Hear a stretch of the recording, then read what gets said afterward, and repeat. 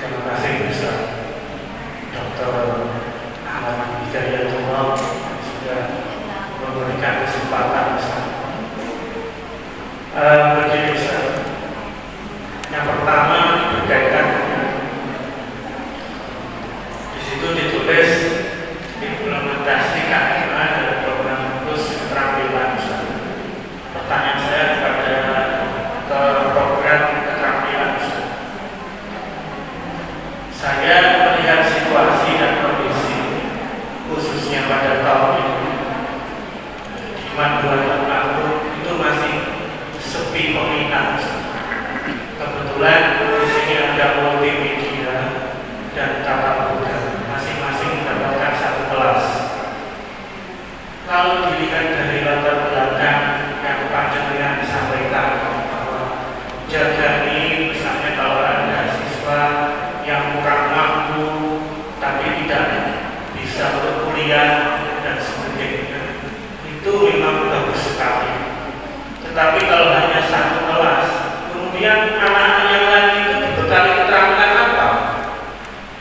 Maksud saya ada langkah-langkah yang harus kita tempuh, misalnya apa 1, 2, 3, sehingga program yang baik ini pada prakteknya juga membawa efek yang bagus, bermanfaat bahkan dunia akhirat.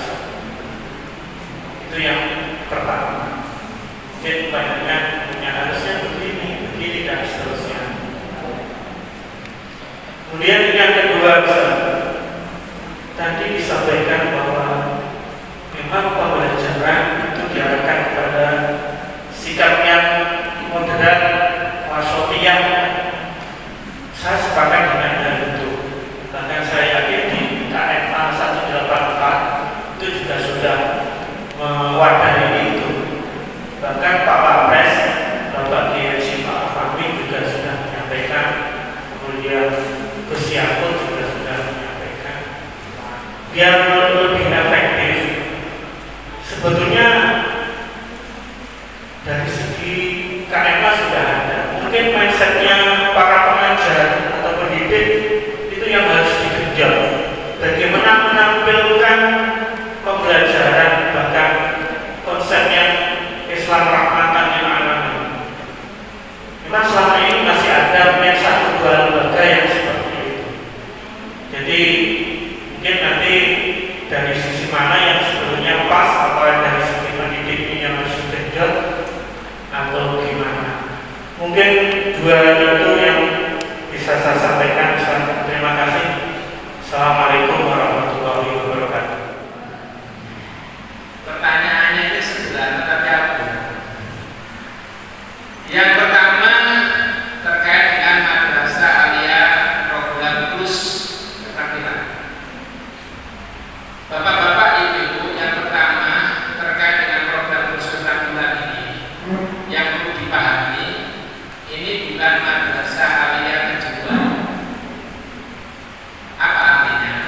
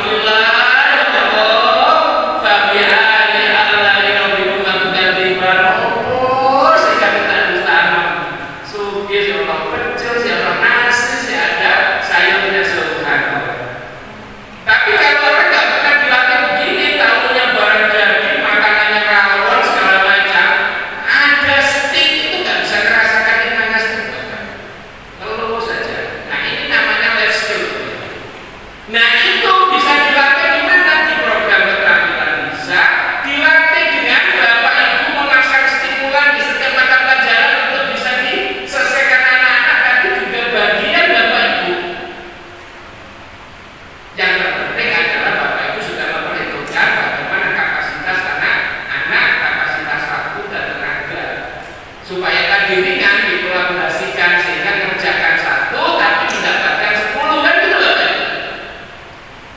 Ngerjakan satu mendapatkan 10. Kalau menteri yang lama itu selalu bergurau, kita diajari cari istri Pak biar rasanya ada rasa madu, rasa ini.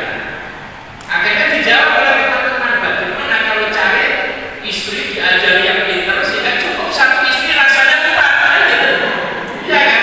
Nah sama dengan begini, belajarnya kelihatannya ditemui cuma satu, tapi ternyata dapat manfaat fisika dengan KBI ini, dapat ini. Sehingga kita perlu mendorong yang namanya tes itu apa? Harus dengan lembaran soal. Tes itu ditanya saja, anak bisa jelaskan pikiran, kita bisa menyimpulkan kompetensi anak, itu sudah tes sama ibu. Jadi yang namanya tes itu jangan selalu dikurung dengan definisi yang sempit. Harus berupa lembaran, ada pertanyaan, ada jawaban, pilihan ganda, itu baru tes yang bisa dimasukkan nilai rapor. Kira-kira kalau ada aktivitas anak-anak, kemudian anak-anak suruh presentasi, ditanya dari sini-sini, dia bisa memberikan alasan, apa nggak bisa hasilnya disimpulkan ke nilai rapor? Itu bisa toh. Kita sudah dulu diajari kok. Namanya penilaian itu ada tes, non tes. Tes itu macam-macamnya apa, non tes macam-macamnya apa, kan gitu Bapak Ibu. Nah ini untuk menerjemahkan tadi sehingga program terus keterampilan itu bisa diolah sefleksibel mungkin. Dan itu satu-satunya di Indonesia yang dimiliki oleh madrasah. Sekolah nggak punya loh Bapak Ibu. Madrasah itu karena efeknya dengan menghasilkan program-program yang kayak gitu. Nah, kemudian yang kedua, pertanyaan Pak Master tadi yang kedua itu anugerah apa Pak Master tadi? Sedikit aja satu kata. Pelajaran wasatiyah. Wasatiyah. Bagaimana kita mengajak anak-anak itu atau mengondisikan anak-anak itu agar bisa mampu menjadi orang di pertengahan, orang yang rahmatan lil alamin. Ini bukan masalah doktrin Bapak Ibu. Kalau Bapak Ibu doktrin itu nggak akan punya dampak yang signifikan. Ini adalah masalah pembiasaan, masalah penciptaan atmosfer. Walaupun didoktrin anak-anak itu dengan moderasi beragama, dengan wasatiyah, tapi kalau anak-anak tidak pernah dihadapkan pada kondisi kemajemukan, anak-anak itu tetap sensitif, Pak. Tidak bisa terbiasa dengan kemajemukan. Oleh karena itu anak-anak itu perlu sekali-sekali, 2 kali, 3 kali ada program khusus yang dihadapkan bahwa duniamu itu nggak sempit. Telungan bumi itu lebar. Telungan bumi itu tidak hanya rojo tangan. Rojo tangan. Telungan bumi itu ada mulut, ada sumber macam-macam. Sehingga modelnya orangnya juga tidak hanya seperti telungan bumi kotak. Mulut itu ada. Wanitanya cantik-cantik, yang di sana ada begini, ada macam-macam. Dan itu anak-anak setelah diberi bekal dasar, anak-anak itu perlu Bapak Ibu diinteraksikan dengan itu, termasuk tadi maksud saya tadi cantik tadi cuma contoh Pak Masdar. Tapi yang maksudnya saya adalah keberagaman. Sehingga mulai dari keberagaman